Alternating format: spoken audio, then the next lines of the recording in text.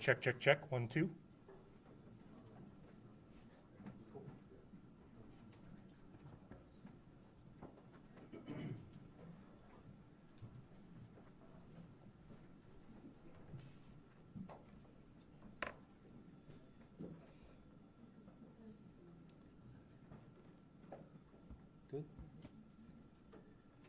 Good afternoon. My name is Lieutenant Colonel George Bivens, Deputy Commissioner of Operations for the Pennsylvania State Police.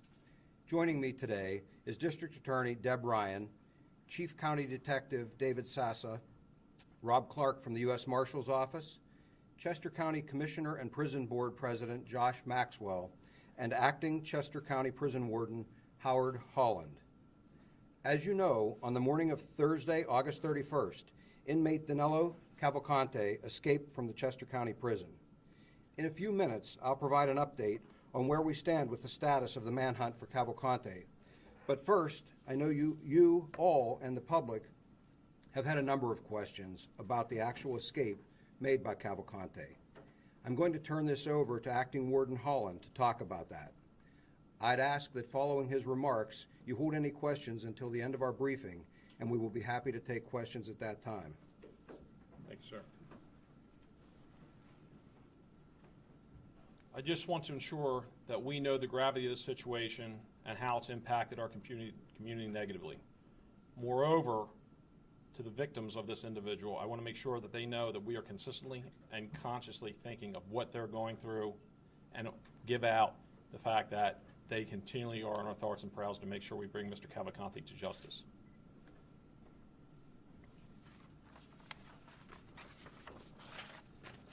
So good afternoon.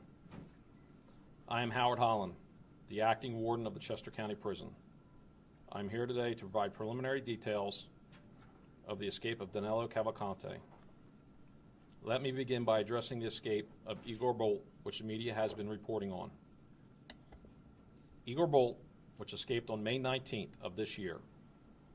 This escape was similar to the methodology of the escape by Cavalcante, and the escape by Igor Bolt allowed the prison to identify a deficiency in the exterior exercise yard where the escape occurred. This is also the same area, the escape yard, where Cavalcante was located prior to his escape. The exercise yard improvements undertaken after Bolt's escape were intended to address the escape route from the yard to the roof area. Security consultants were brought in, and improvements were based on the consultants' findings by a contracted security service. The improvement consisted of additional razor wire being placed in the yard area at the wall where the escape occurred to block access to the roof. The escape of Cavalcante is not just being internally investigated. Because it is in criminal nature, it is also being investigated by the State Attorney General's office. The video of Cavalcante's escape has been turned over to the criminal investigators. I will review the exact timeline and show a video of Cavalcante's escape from the exercise yard at the end of my remarks, but can confirm that it does show that Cavalcante escaped at the same location as Igor Bolt, but for Cavalcante, there was razor wire to contend with before reaching the roof. Secondly, Chester County Prison uses proven countermeasure security that are an industry standard. For example, high fencing, razor or barbed wire, secure doors or gates with sally ports to control movement, video cameras, and most importantly, correctional officers, all of which were in place and remain in place. One of the issues brought to light as we conducted our internal investigations on Cavalcante's escape is that once the additional razor wire had been added to the escape route, following Igor Bolt's escape in May, it was determined by our security advisors that this one level of security was sufficient. In fact, what was perhaps overlooked was the fact that addressing the single point of physical countermeasure should have been bolstered by additional means. We are addressing that. On Tuesday afternoon, yesterday, we had engineers from Trans Systems, a company which was selected by Lancaster County to design their new prison, brought on site. They are developing proposals for the prison board to fully enclose all outside exercise yards. While we believe the security measures we had in place were sufficient, they've proven otherwise, and we move quickly to enhance our security measures. Finally, I'd like to cover the human element of the escape. One key difference in the escape by Igor Bolt as compared with the escape of Cavalcante is the role of the tower officer, whose primary responsibility is to oversee the inmates in the exercise yard. In Bolt's escape, the tower officer observed the subject leaving the yard area and contacted control immediately. That is why Bolt was apprehended within 5 minutes. In the escape of Cavalcante, the tower officer did not observe nor report the escape. The escape was discovered as part of the inmate counts that occurs when inmates come in from the exercise yard. As I previously noted, the Pennsylvania Attorney General's Office will be conducting a thorough criminal investigation into the escape, which includes this element of the incident. This investigation is both necessary and welcome. The action of the tower officer present at the time of Cavalcante's escape are a key part of our internal investigation, and we'll be taking appropriate action against personnel based on the results of that investigation. Here is the timeline of the events. At 8:33 a.m., Cavalcante's block entered the exercise yard. At 8:51 a.m., Cavalcante escapes from the prison, having crab walked up a wall, pushed his way through a razor wire, run across the roof, scale another fence, and push his way through more razor wire. At 9:35 a.m., Cavalcante's block returned to the unit from the yard. At 9:45 a.m., officers on Cavalcante's block notify Central Control of a missing inmate, and they conduct a special count. At 9:48 a.m., officers informed Central Control that Cavalcante was not there. There was a belief that he may have been in a phone visiting room, which was checked with negative results. At 9:50 a.m., the prison was locked down and the special count was conducted. By 10:01 a.m., the public escape siren had sounded and the 911 center had been notified. Just as we do in any security-related incident, we will thoroughly review all of our practices, policies, and procedures and make improvements as appropriate. We are currently formulating plans to enhance security to include, as previously mentioned, fully enclosing all outside exercise yards, installing additional security cameras, adjusting officers' positions when inmates are in exercise yards, and additional security assets which would enhance overall security of the prison. As I close, I would definitely like to thank my local, federal, state, and law enforcement representatives who quickly responded to the scene once the escape was there. I know they have been diligently working to take Mr. Cavalcante back into custody, and we are very appreciative of their efforts. At this time, due to the nature of the investigations that are ongoing, I cannot comment on any individual investigation, including the internal investigations. With that, I'd like to turn it over back to Colonel Bivens. So, I'm not sure where... Do you have the video before I start?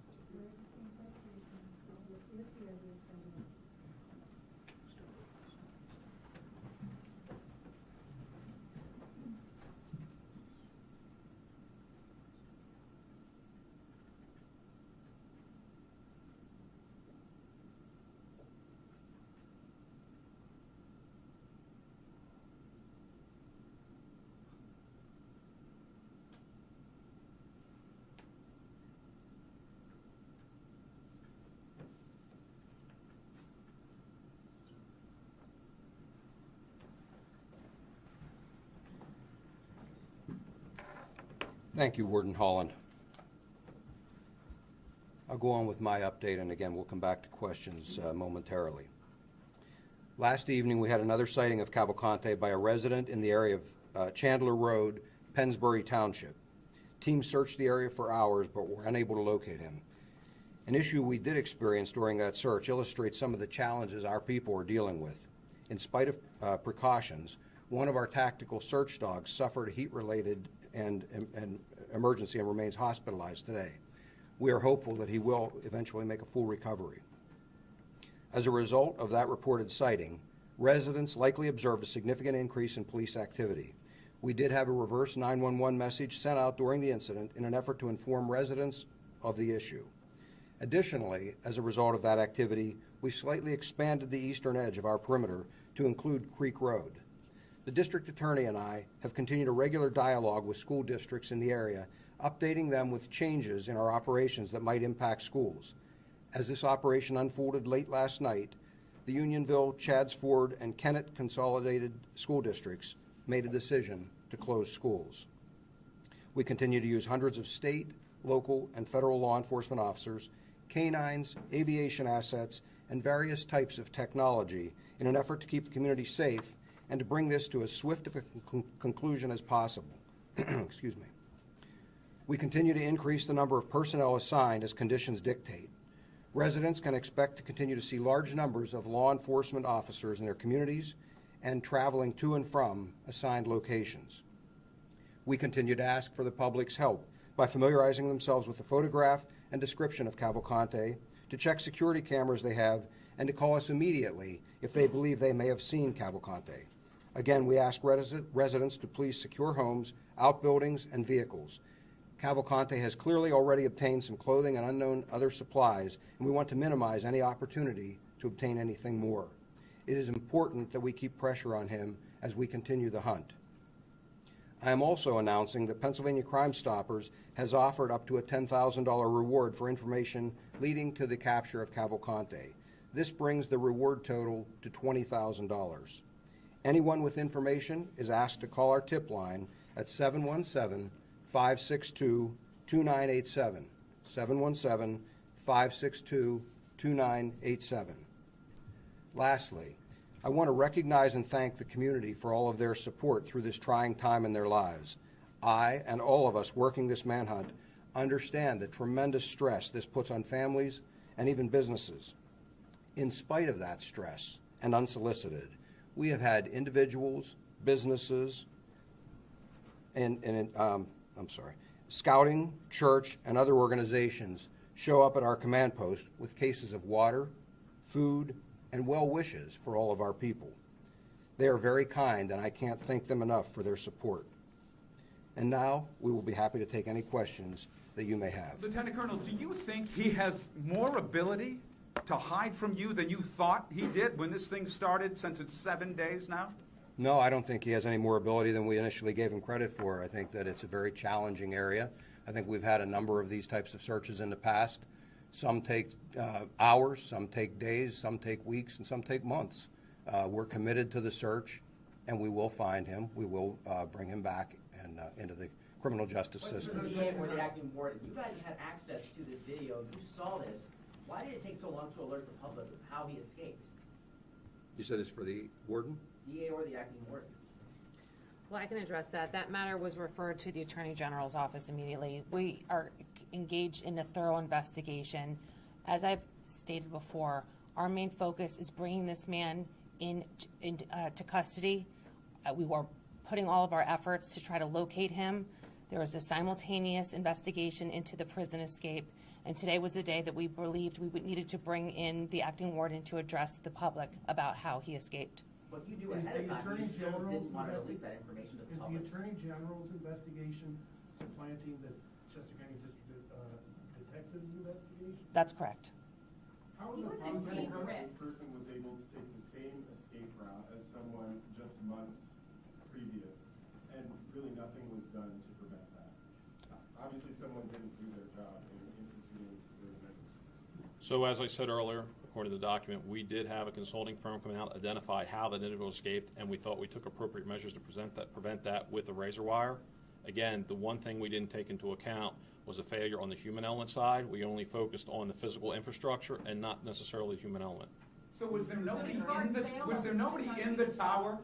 Was there no one in the tower? Is that why you didn't get the call, or was he asleep? Someone was in the tower at the time. Should the person in the tower have seen him leave? The position of the towers are for observation posts, which overlook the yards. Lieutenant Colonel I'm hearing Bivens, from State Police Bivens, troopers sir, does he about have, this Just 1 minute. I'm hearing from state police, local law enforcement, and marshals that you guys have multiple channels. Last night I witnessed this. There was an officer from Kennett Square. There was activity. That officer didn't hear anything. He asked the trooper what's going on. They said we're on a different channel. He was left in the dark, and I'm hearing now from, it was at least 12 officers in the past 6 days that told me they are not able to communicate in concert with you guys. Are there multiple channels that you guys are operating? No, I would have to look into that specific concern, and I'd be happy to do that. Maybe we can talk afterward, and you can supply me a name that we can look into it. What I would tell you is that we've spent a lot of time and effort making sure that we do have solid communications. We've got a lot of agencies working there. Most have representation in our command post, and we would know immediately if we had a communication issue. So if there is something that's isolated to a certain agency or something, we'd certainly want to take a look at that, but that's not a widespread concern. has he obtained a weapon, and if so, what kind of weapon do you think he has? We have not determined that he has obtained a weapon. When was the consultant brought in, and what was the name of the consultant again? So I don't have the exact date nor name of the consulting firm.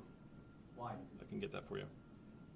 Because Lieutenant Colonel Vivens, is any infrared or heat-seeking device used to track them, at least at night? There are a number of types of technology. I think it's certainly reasonable to believe something like that would be included in the array of technology that we would bring to bear. Hold on. In the Igor Bolt case, the inmates were distracting the guard. There was a fight on the basketball court, is what the criminal complaint says. In this case, too, we had heard that there was also some sort of group of inmates or a line of inmates on that yard. Is that obstructing, or is it just that the inmates also figured out how to do this as well? So what is being taken to address that concern, that you have an inmate standing there in that video? Is that guy the lookout? Are they all talking about how to do this? What are you doing there on the human side with the inmates to make sure nobody tries this again? So as I said, for the investigation of how or why this occurred, including the investigation and questioning of the inmates that were there, that's done by the Attorney General's office, so I don't have the exact answer.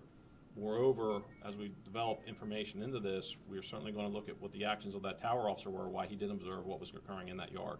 I'm not sure as to how or why. He didn't address it at this point.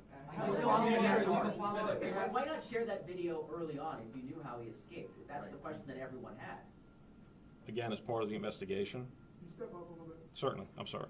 As part of the investigation, that would have been up to the Attorney General's office to release that and when it was to be released. At this point, we thought it was prudent and had permission to release it. Is the tower on duty or has he been suspended? Is he still working? He is on administrative leave. This is for the district attorney or the warden. Can you confirm or deny that the escapee had a map of the area that was hand-drawn detailing the route from the prison to the Chester County Courthouse? Is that anything or is that a rumor? No, I have no evidence to suggest they did a map of the area. How about the warden?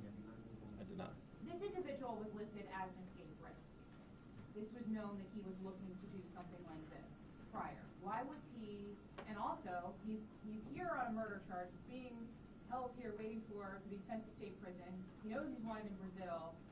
Why is he roaming around the yard like this and not in a more secure location? And is that something you'll do as the administrator of the prison later, is to reevaluate how high-risk offenders have free access around the prison? So to answer your question, we will certainly reevaluate how we're handling inmates of that level, especially murder suspects. But we also have to understand that these individuals have certain rights. So it's not a question of will we let him out again. It's certainly a question of would I put him back out there with a group of other individuals, or there would be a one-on-one, and it would be a one-on-one from this point out. Do you believe the Brandywine Creek is a possible escape route? Do you believe the Brandywine Creek is a possible escape route? Officers are monitoring it on Route 1. I would say that we are open to anything being a possibility as far as an escape route, and we're actively working to keep that area secure. I wouldn't comment on the viability of one versus another escape route. Do you think he's out of your perimeter?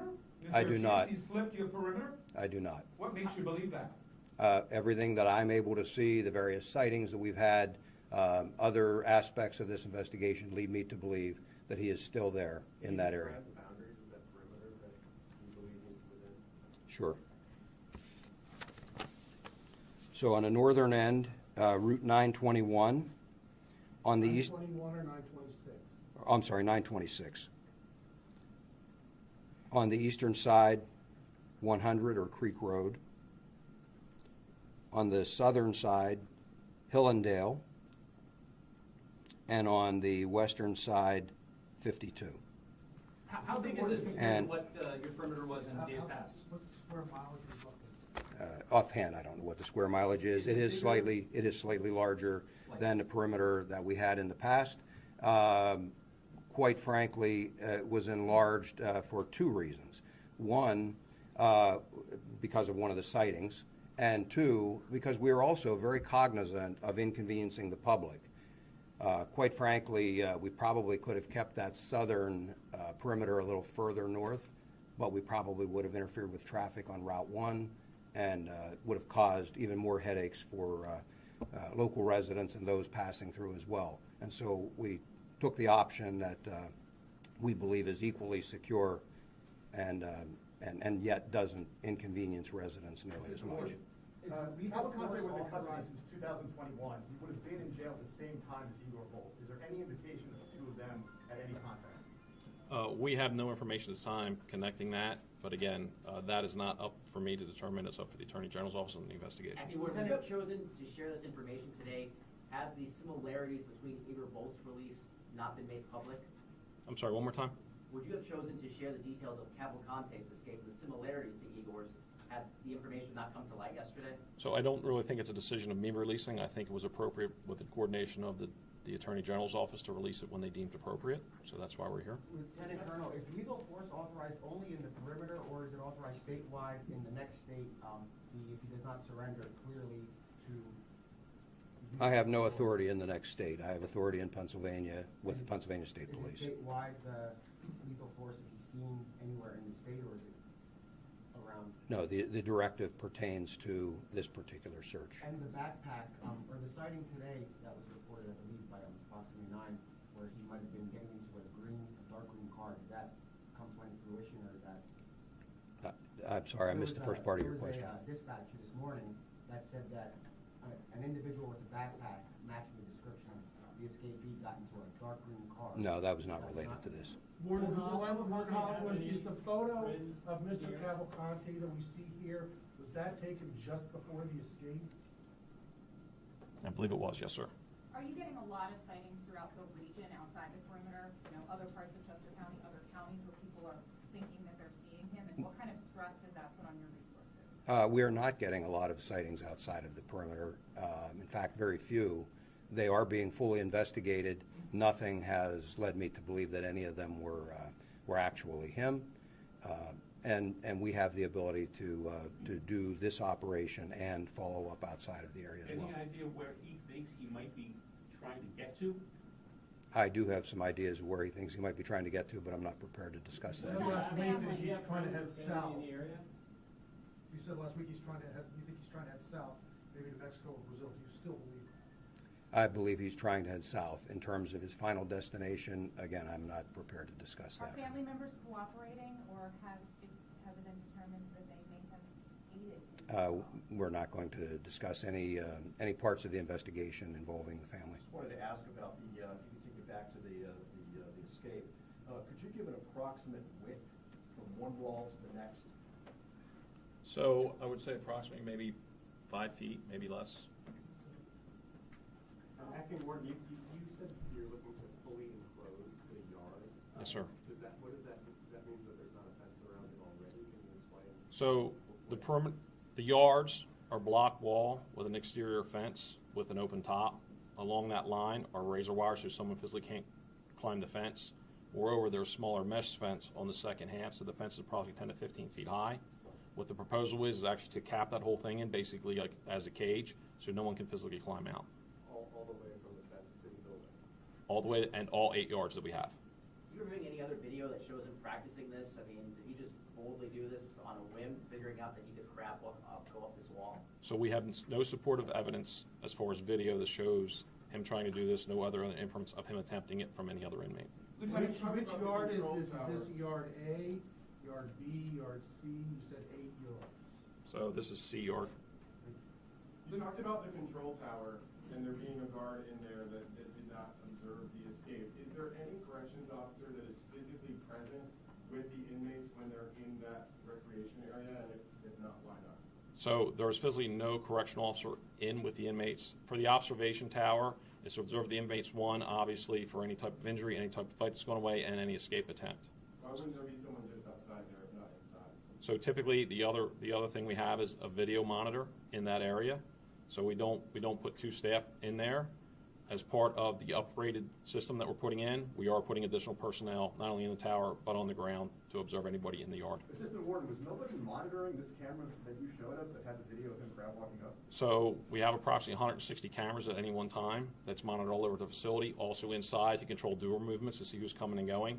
So with the time it took him to go up, and we all saw the video, it wasn't very long. So in that instance, if it wasn't observed and the camera didn't pick it up because either we weren't focused on that or we were focused on other things, it's feasible that, yeah, we didn't see it because we just weren't focused on it. Do you have a full complement of corrections officers working on the day of the escape, or were there posts that were vacant? There were no posts that were vacant that day. Lieutenant Colonel, you've said that you think he's heading south, Lieutenant Colonel, but you've also said you do have an idea where you think he's heading, but you won't tell us that. But you do believe he's heading south. So you believe that he has more specific goals in mind that are closer to this location that he might be heading Yes, to? my reference to heading south is more so in our area that we're searching. What his final destination and the pathway to get there, I have some ideas, but again, I'm not prepared to share those at this point. But is he going east? I mean, he went from Longwood Gardens now to Chandler Road. That's east, not south. Yes. So why do you think he's going south? Again, I'm not going to theorize or share theories in here, but yes, there was one sighting east. Can you tell us more about the sighting? What was he doing? What did it look like? And who spotted it? It was a resident of the area that observed him in a creek bed near the rear of their property and called us. He was already traveling into the woods when that individual called us. Does he have family or friends in this area? He has some family and some associates and in the general area. Is there anything to indicate? Again, I'm not going to. Is there anything that he's lost? I guess we'll know that when we find him and interview him for sure. I do suspect he's probably having trouble navigating. Have you discovered any items he may have used? We have not recovered anything from him out in the field. We have discovered through the photograph that you saw that he has a backpack, a duffel bag, and a hoodie, but we have not recovered any of those items. Any indication he has a phone There or? were items found yesterday by some troopers. Any relation to him or anybody else that was out there? So, wallet, phone, anything like that? Items that have been recovered are being tested, but I don't have anything to confirm that any item we have discovered Can you tell is us from what him. the search actually looks like? Are you literally beating bushes? Is it mostly electronic? Is it driving? Are you putting up cameras? What does this look like? Well, again, I'm not going to describe every step of it because in the event that he does have access to media, I certainly wouldn't want to disclose all of that. I would tell you it's some of all of the above. It is a very intensive search involving hundreds of law enforcement officers, involving state-of-the-art technology, but we are not sitting in a room someplace waiting for technology to solve this. In my experience, it'll be solved one of a number of ways, and so you've got to approach it with the physical searches. And so when I mentioned about the dog going down last night, that's because our people are out there, hundreds of them last night, pushing through the woods, holding perimeters, checking on possible sightings. But it's very hot, humid weather, and they are working in that around the clock in order to keep the pressure on. That's part of that side of it. At the same time, there is a strong use of technology of a variety of types to allow us to try and capture him that way, should we not be successful in finding him through the physical search. The canine officer, what department is the canine officer from? State Police. When you played his mother's message, what does it say? I'm paraphrasing, but it's asking him to surrender. She doesn't want to see any harm come to him, and she wants him to come out peacefully and surrender to the police. Is it always the same message? Yes. Residents are, No. We don't have her approval to do that. residents are wondering, at any point, will you slow down or back off of the manhunt? Whether it's 3 weeks, 4 weeks, will you keep a large presence, an active manhunt with the manpower you have until he's captured? We are not going anyplace until we have him in custody. We will continue the manhunt. There's a festival planned this weekend in Kennett Square. Are you in conversations with organizers in case he's not caught by them? Yes, we are aware of that. We're in contact with emergency management, law enforcement authorities to make sure that we don't have any additional concerns there. And at this point, there's no reason to believe that that festival would be impacted by this search. Is there any indication that he's had a phone or any communication device, or has or have at any point during this? I'm not prepared to discuss that aspect at this point. Question for the board, please. Did Cavalcanti have any sort of disciplinary record, any infractions that you can share with us while an inmate at the prison? To be honest with you, not that I'm aware of. Like as I walked into this thing 18 hours onto the job, I haven't gathered all his back history. I had a deputy warden put that all together and get it ready for the detectives to look at. Was he living legally here, and was he working before he killed his ex-girlfriend? He was not legally here, and I can't answer the working part. Lieutenant Colonel, you think you're wearing him down in any way? There's at least this conversation out there that because he sort of emanated from Brazil, that maybe he is comfortable in hot settings, that he's comfortable in this kind of environment. Do you have any sense you're wearing him down? He seems like he's pretty elusive here. I'm quite confident that we're wearing him down, regardless of the location, the background that a person comes from. These are hot, humid temperatures. He's not living in shelter, has no regular means of obtaining food other than if he's able to break in someplace or find something, scavenge something. So it's a difficult existence out there for somebody that's trying to do this. That will definitely take its toll. I would also add that it's hard enough, as one of the law enforcement officers out there, it's hard enough for them navigating in this terrain in this hot, humid weather. But imagine if you're being hunted. It adds a whole different level of stress as opposed to you're out there trying to find somebody.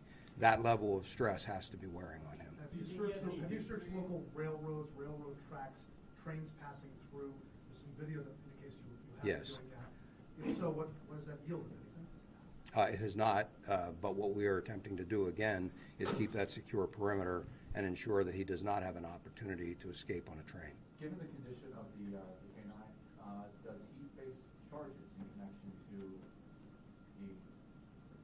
the... No, there was no mishandling of the dog. They were monitoring the dog's temperature, and they realized it started to elevate. Unfortunately, and they sought medical treatment for the dog immediately. Unfortunately, the dog's condition continued to worsen even with medical treatment until he was eventually stabilized, and now I'm told is doing somewhat better. We'll have to wait and see what the final outcome is. How many reports of thefts or break-ins you've had since the escape? We have had a number. I'm not going to put a number on it, but a small number of break-ins reported. I cannot specifically attribute any of those to him. Does Cabo Company have any history of survivalism, or do you know that he has any specific skills related to his current status? He's not had any formal training. I am aware that, again, coming from Brazil, that some of his practices, he did go out quite a bit into the woods and things down there.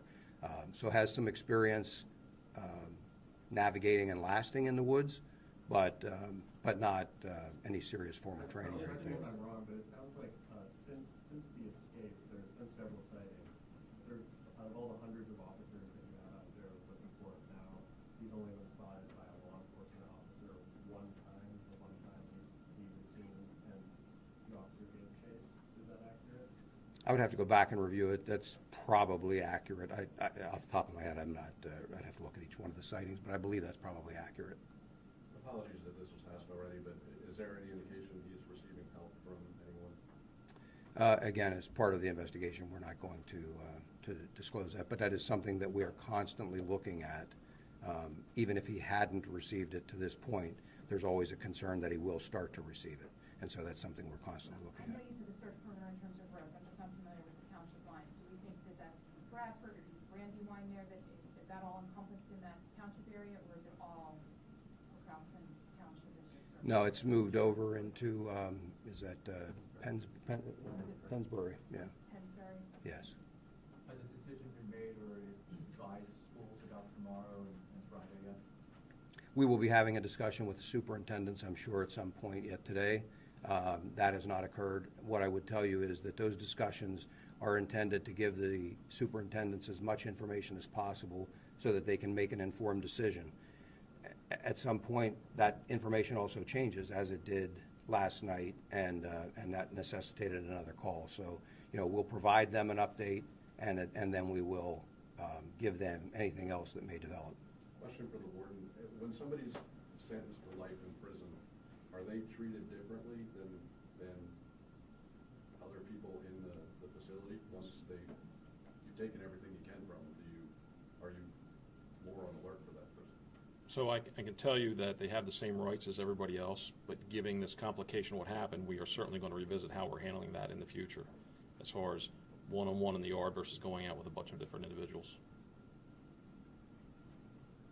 So, just so we're clear, Acting Warden, you're going to be adding an extra officer in the tower to join the one that's already in the observation tower? No, for a point of clarification, we will have one person in the tower and physically somebody on the ground walking the yard.